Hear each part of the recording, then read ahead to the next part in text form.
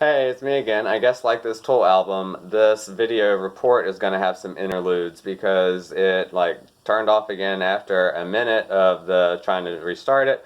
And so I have tried for a third time, so we'll see how this runs.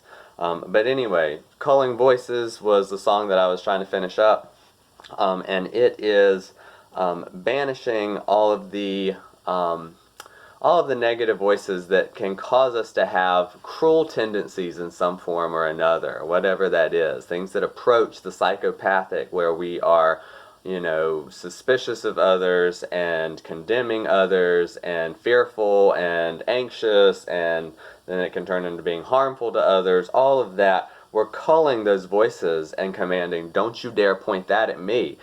Don't point those thoughts at me. Don't try to inject me with fear. I'm becoming immune. This immunity, the fear inoculum, the awareness of seeing it at the beginning, the sight, and then this immunity from that small dose. That's that vaccine, receiving it, intending it, invoking it. Pneuma is remembering the light and the remembrance of the one spark and all that we are. Then invincible is the ego that's been struggling to remain relevant because that aspect of things is no longer operable, is dying in that death. And then from that there's this floating, descending suspension of waking up very quickly to a sudden concession of this way of everything being, and in that process, now at the end, we cull all voices that are blaming others, and that are making us fearful or act out of places that are not called to arms and order, that are disorganized, that are chaotic, that are all of those kind of qualities. So it's culling that that final thing in preparation before the last song of the song, which is Tempest, which in a nutshell is the storm is coming. The storm is here. The storm is, all that. That's what a tempest is. So it's like keep calm, keep calm. But then like heat, lightning, flash, but don't blink. There's, it all happened in a flash. There's some kind of, but this tranquility ruse, any kind of energy that's like, don't, this, not that you're not that there's supposed to be a panic, but a storm is a storm. You prep for a storm. You don't panic, but a storm will be just what it is. It's just what it is. But the tranquility ruse is like a level of control, or something that is kind of casting this kind of trance that there's nothing wrong. There is no storm coming, but there's a storm. This is the storm, and so from the story at the end, the storm occurs, and so trying to lull us in before the havoc begins into a dubious state of serenity, acting all surprised when you're caught in the lie.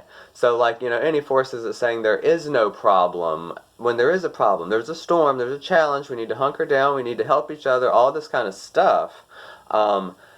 Any voices saying, go back to sleep, don't worry about anything, that's misleading, and we'll notice anyone who's saying that's trying to blame it all on other people, especially when they're the ones that are kind of behind it. The ones that are trying to tell everybody there's not a problem are the ones that have kind of generated the problem. Shame on you, shame on you. No amount of wind can cover up that stench. You're so calm as cookies and cream. But we know better. It's not unlike you. We know your nature. So it's the deceiver energy, the deceiver, which we banished in that first song, but the deceiver which says, don't worry about anything. There is no problem, lie, and, been misleading and harming, harming the population, harming consciousness from, different angles, or harming is such a negative word too, but like they have been challenging consciousness. There's this whole interplay between dark and light, that's going on at large, that's going on within, that's going on all these different levels. And dark and light is not the same as evil, so just keep that in mind at all times. And so there is, if anything gets too out of order, you can have issues. But so, control your delusion. So there's this, this deceiver energy, which is also representative of this false ego. It's illusion, it's fear, it's all of that. That's the Satan in a nutshell. But that energy has been insane and striking at random, because just like that invincible warrior, it's dying. So that warrior ego self of us that dies, like there's like a collective one of those that's dying, and it's been holding on in a lot of dark ways for some, long time. And it's also representative of like this, all these different things, wound, shadow, da da da da da. And so a tempest will be just that. So there's a storm coming, and the storm's probably been generated by those that have been telling us there is no storm. But we have called the voices that are, calling us to blame others and become suspicious.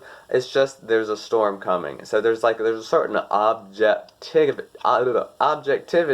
to the storyline, in that sense that a storm will be just that. And I love that, the tempest must will be just that. Must has several definitions, and the way that it can be used as a noun too. A must is like this aggressive, it's like a dank smell, like the swamp, like musty. And then it's also like this like a thing between male animals that's aggressive and fighting and all. And so, like, think about that energy in an astral sense, like warring and disintegrating among itself, and it's like a storm. And so there's a lot of metaphoric qualities, and I could talk a lot more about all of this at any given time, but I'm trying to remain somewhat succinct. So reviewing, just in a nutshell, this arc, the storyline in this album that is amazing and like has so many other levels within and around and beyond this arc, is that you intend and invoke this inoculation, this vaccine against fear, as you become aware and the deceiver is leaving. So you become inoculated, and so it begins. You got your shot. Although like vaccines is like its own little issue right now, I guess, but it's funny too. Then Pneuma is this awakening to spirit, and it is this remembering of the one spark. Invincible is the struggling warrior archetype of the ego, trying to remain relevant. The me first and screw everybody else mentality, or the survival of the fit, like this. I mean, all of that kind of like, I'm gonna get mine even at the expense of others. That mentality also, like all the ego engorgement, like whatever that is for everybody along different spectrums, is dying. Then descending is the sense of free falling and floating and waking up, like as that ego that's been struggling to remain relevant and keep a hold, I'm going to struggle through it. As that dies, there's a sense of waking up and suspending and floating and aware. And once it wakes up, we're aware of how there's like this sudden quickening of like, as that dies, that things change, this flash. And so from that, there's the Culling Voices, which is like, I think like a sword, like cutting out all the, the cords going into us from other people, from our own self-sabotaging, from astral and other places that are, making us fearful and anxious and perpetuating cycles of fear and harm and all of that. We don't point that at me. We take back and own our shape, our space, our aura, or whatever. We own that in Culling Voices. And then there's a storm that comes in Tempest. The storm that, don't let anyone tell you there's no problem. That like, I mean, there's a lot of metaphorical shit to hit the fan. And so that, anything that's saying there is no problem, there might be a storm coming. And so that storm is not good, is not bad, it just is. It's impersonal.